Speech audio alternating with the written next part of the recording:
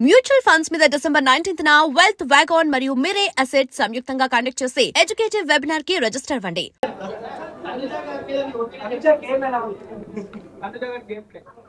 చాలా బాగా ఆడుతుంది కదండి, చాలా బాగా ఆడుతుంది, అందరికీ తెలిసిందే. చాలా బాగా ఆడుతుంది, చాలా ఎమోషనల్ అవుతుంది. ఇప్పుడు బాగా తగ్గించింది ఎమోషనల్, బాగా ఆడుతుందండి.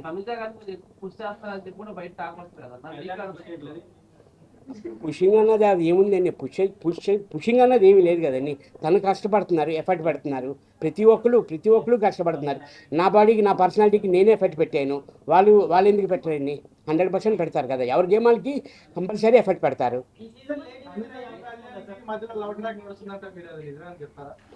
మీకు లవ్ ట్రాక్ అనిపించిందని నాకు నిజంగా ఫ్రెండ్షిప్ అని అనిపించింది. అంటే చెప్తున్నాను కదా, ఒక్కొక్కరికి ఒక్కొక్కలాగా అనిపించదు. మీకు చూసే వాళ్ళకి మీకు లవ్ ట్రాక్ అనిపించిందేమో, నాకైతే ఫ్రెండ్సే, రియల్గా ఫ్రెండ్స్ లేగా ఉన్నారండి.14 వీక్స్ ఉన్నారు. అలాగే మీకు బయటకు వచ్చిన తర్వాత కూడా ఫ్యాన్ ఫాలోయింగ్ బాగా పెరిగింది. అండ్ ఇప్పుడు ఈ 2-3 డేస్ లో ఏదైనా మూవీ సైన్ చేయడం కానీ ఒప్పుకోవడం కానీ జరిగింది మేడం. అంటే యాక్చువల్లీ కొంచెం ఈ బిజీలోనే ఉన్నాను మేడం. అంటే వస్తున్నాయి మేడం, ఫోన్ చేస్తే వస్తున్నాయి. అది పండగ తర్వాతే ఉంటున్నాయి మేడం షూట్ అంతా. మేడం కొంచెం బిజీగా ఉన్నారు మేడం, మా గురుగారు బిజీగా ఉన్నారు. ఇమ్మీడియట్లీ కలడానికి నేను ట్రై చేస్తాను మేడం. చార్ బిజీగా ఉన్నారు మేడం. అన్నా మా మాధురి అక్క ఏమక్క, బంగారం అన్న ఏమి మా మాధురి అక్క.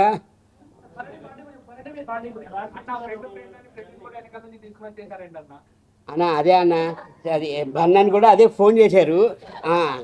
సుమనన్న నువ్వు ఎలిమినేషన్ కాకుండా నన్ను కూడా వెనక్కి తీసుకొచ్చేసావు కదన్నా అని అన్నారు బన్నన్న. అదే నిజంగా ఇది కంపేర్ చేస్తే మాత్రం త్రూ ఫ్రెండ్షిప్పే. సంజన గారు అదే మీరు అందరూ డార్లింగ్ అని పిలుస్తున్నారు కదా, సంజన డార్లింగ్ అని. అందుకని అంటే హట్ చేసింది అన్నది ఏం లేదండి, నార్మల్గా నేను లైట్గానే తీసుకున్నాను, అంత సీరియస్గా తీసుకోలేదని.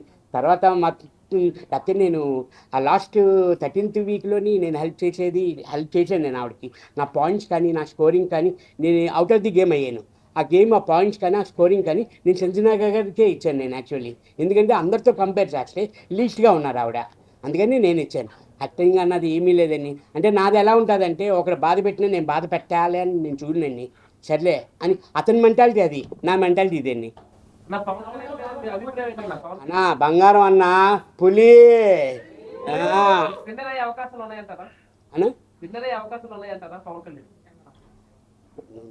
చెప్తున్నాను కదా అన్న, అది ఎవరన్నది చెప్పలేకపోతున్నాం అన్న. మాట్లాడతాను, నెమ్మదిగా మాట్లాడతాను, అసలు ఏమి మాట్లాడను, పాయింట్ ఇట్టి మాట్లాడను అని అంటారు.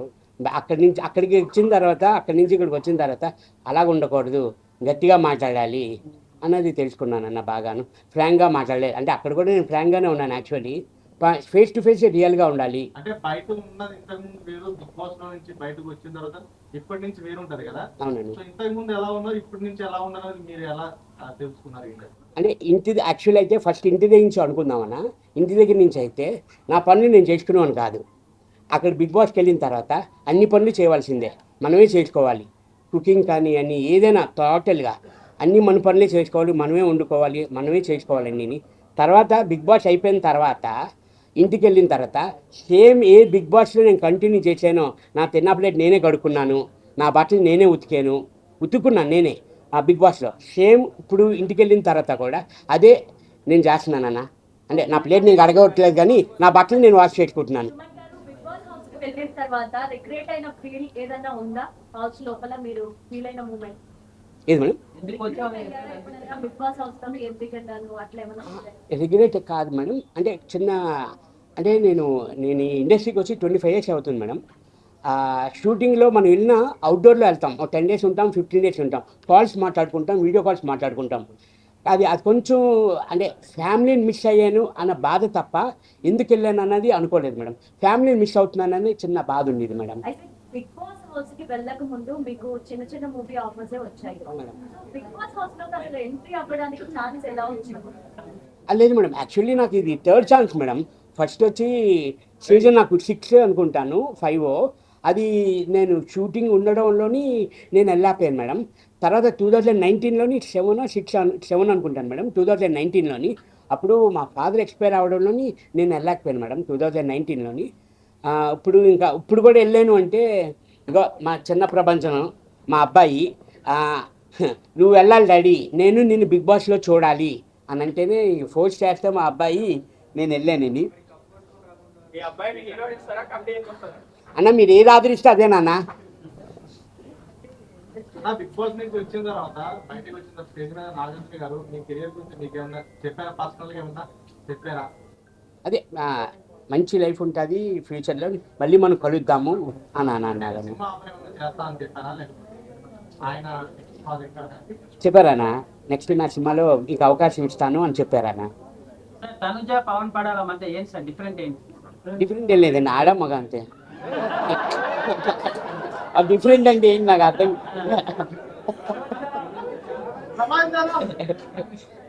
అది ఫ్రెండ్షిప్ అండి. అంటే అది జనరల్గా ఇప్పుడు ఒక్కొక్కరికి ఒక్కొక్క థాట్ ఉంటుంది. ఇప్పుడు మీరు ఆలోచించే వేరేగా ఉంటుంది. ఇప్పుడు మేము అక్కడ ఉండి వచ్చాము, అది ఫ్రెండ్షిప్ అన్నా. చిరాకు లేదన్నా, చిరాకు అనేదే లేదు, చెప్తున్నా కదన్నా అన్నా. సార్ మీ వైఫ్ మేడం గారు వచ్చినప్పుడు తనుజా కొంచెం దూరం ఉండండి, కొంచెం తగ్గించండి అని చెప్పేసి చెప్పారు. దాని గురించి తెలియదు సార్, మీరు ఏం దూరంగా ఉండండి అని కాదండి, అది తనుజ వాళ్ళు చాలా బాగా ఆడుతున్నారు, మీరు ఇంకా బాగా ఆడండి అని ఏమని అన్నారు, కానీ జాగ్రత్త అని ఏమనలేదండి. వాళ్ళు బాగా ఆడుతున్నారు అంటే ఇంకా మీరు బాగా ఆడుతున్నారు, ఇంకా కొంచెం బాగా ఎఫర్ట్ పెట్టి వాళ్ళలాగా ఆడండి అని అన్నారు. అది తప్పుగా పోర్ట్రేట్ అయింది. యాక్చువల్ తను ఏదైతే అది తను ఈ విషయం తెలిసాక తను ఒక 3-4 days నుంచి ఇంట్లో ఏడుస్తూనే కూర్చుంది. నేను తప్పు ఏమన్నాను, నేను ఇదే చెప్పాను, తను చాలా బాధపడిందండి నిజంగాను. అసలు మా మదర్ అయితే వీళ్ళని అడగని వాళ్ళ అమ్మ అలా 3-4 days కంటిన్యూ స్టిల్ ఏమీ తినకుండా అలాగ ఏడుస్తుందండి. అసలు నాకు నిజంగా రియల్గా నాకు తను వచ్చి చెప్పింది ఏంటంటే, తనుజ వీళ్ళందరూ బాగా ఆడుతున్నారు, ఇంకా బాగా ఆడండి మీరు, అంటే ఇంకా బాగా ఎఫర్ట్ పట్టండి అని చెప్పింది. కానీ అది రాంగ్గా సార్, తనుజ ఒప్పుకుంటే పెళ్లి చేసుకుంటా అన్నారు కదా. ఏదండి